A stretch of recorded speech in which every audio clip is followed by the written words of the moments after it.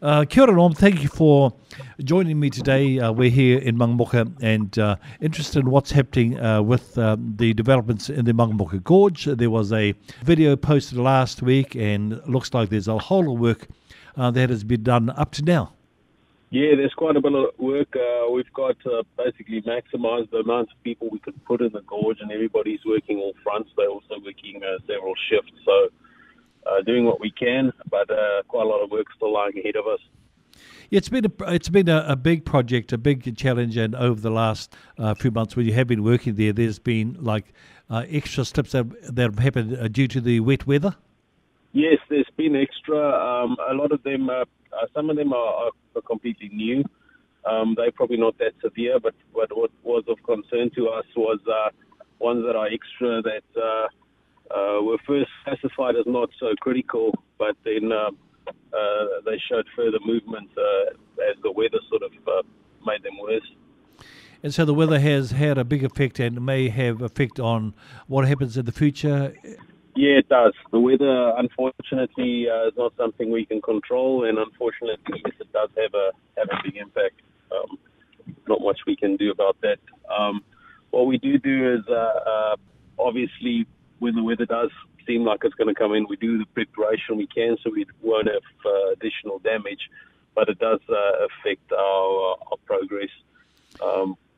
But it's been looking better lately, I must say. The site is becoming stronger and stronger and more resilient as time goes by because we have done quite a lot of work with regards to stability.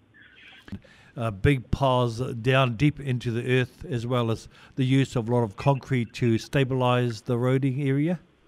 Yes, we've done lots of piles, lots of concrete. I think temporary piles, we close to 700 of sort of, we call them soft piles. They're not the permanent piles.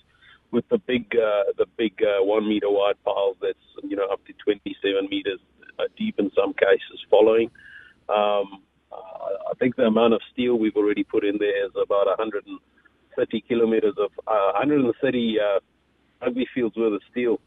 That's 13 kilometres worth of steel that's already gone in just to stabilise. It's quite a big mountain, and it's quite a big job to stabilise what needs to be stabilised.